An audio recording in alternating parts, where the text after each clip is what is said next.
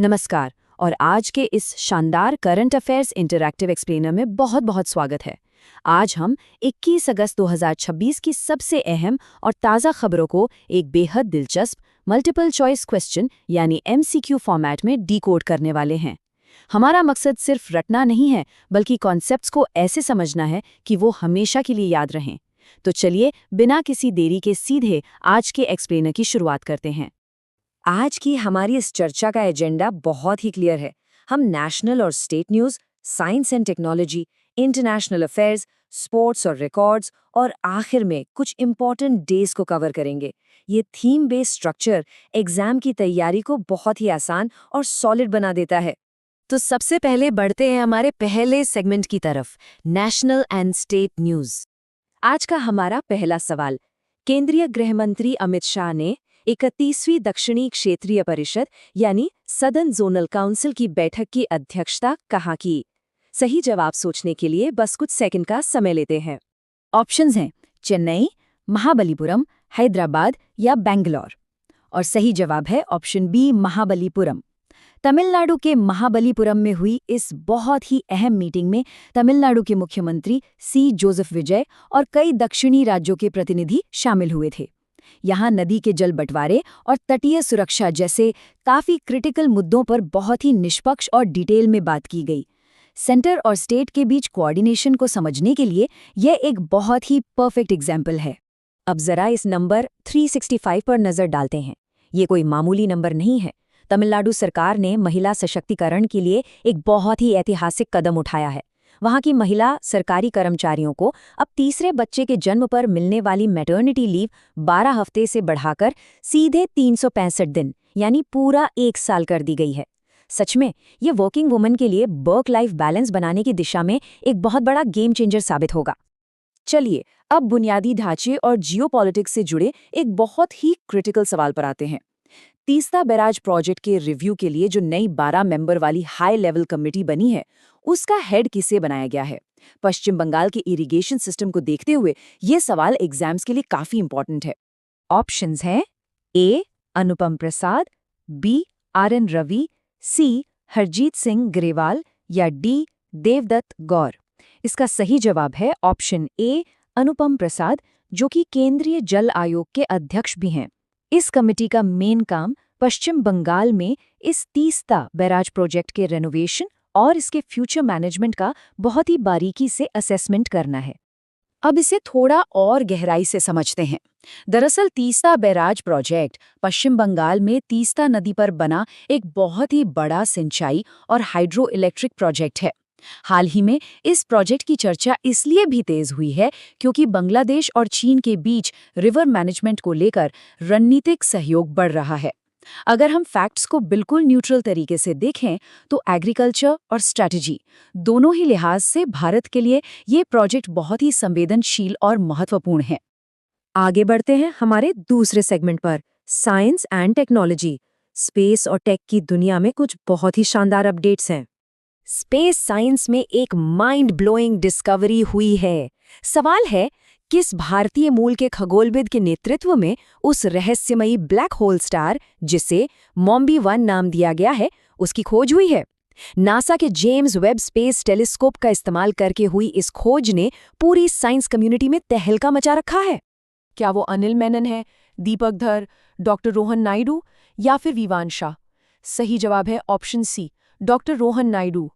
MIT के इस talented astronomer ने एक ऐसा ऑब्जेक्ट खोज निकाला है जो बिग बैंग के सिर्फ 66 करोड़ साल बाद का है।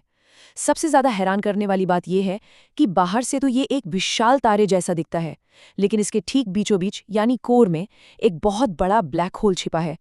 लिटरली ये स्पेस एक्सप्लोरेशन में एक बहुत बड़ी कामयाबी है। स्पेस से अब सीधे वापस अपनी धरती पर, और वो भी इंडिया के टेक इकोसिस्टम की तरफ आते हैं। किस फिनटेक कंपनी ने भारत का पहला AI powered payment foundation model वाकिया लॉन्च किया है? ऑप्शंस हैं फोन पे, भारत पे, पेटीएम या रेजर पे। इसका एकदम सही जवाब है ऑप्शन डी, रेजर पे। डिजिटल पेमेंट्स के लिए ये सच में एक लैंडमार्क मोमेंट है। रेजर पे ने एनवीडिया और AWS के साथ मिलकर इस AI मॉडल वाकिया को डेवलप किया है। इसका सबसे बड़ा फायदा ये होगा कि डिजिटल पेमेंट्स में जो फेलियर्स या फ्रॉड के इश्यूज आते हैं, ये मॉडल उन्हें बहुत ही स्ट्रांगली टैकल करेगा। अब रुख करते हैं हमारे तीसरे सेगमेंट की ओर, इंटरनेशनल अफेयर्स। एग्जाम्स में ग्लोबल न्यूज़ हमेशा से ही काफ़ी स्कोरिंग रही है। भारत का ग्लोबल प्रेजेंस इस वक्त काफ़ी स्ट्रांग है। इसी से जुड़ा हमारा अगला सवाल, भारत की प्रेसिडेंसी में ब्रिक्स यूथ समिट 2026 का आयोजन कहाँ किया गया?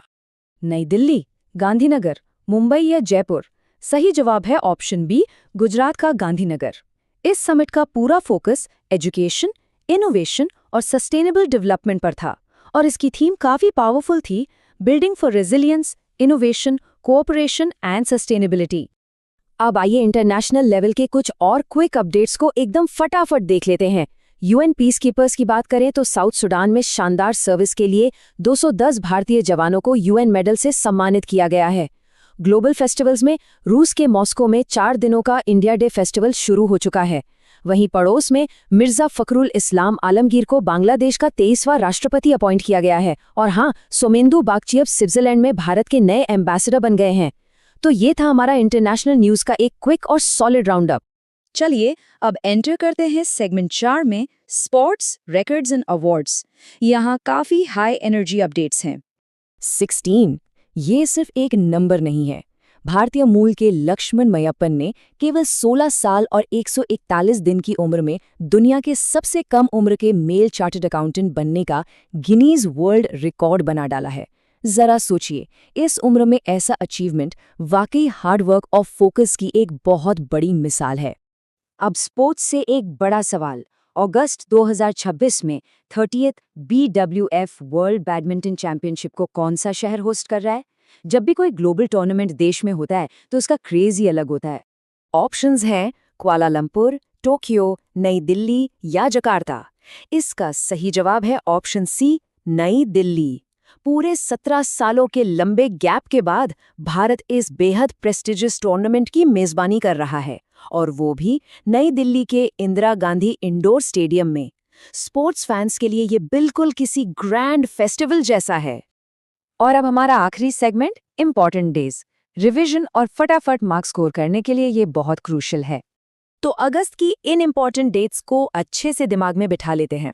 20 अगस्त को 2 खास दिन होते हैं। पहला, सद्भावना दिवस, जो पूर्व प्रधानमंत्री राजीव गांधी जी की 82वीं जयंती पर राष्ट्रीय एकता को प्रमोट करने के लिए मनाया जाता है।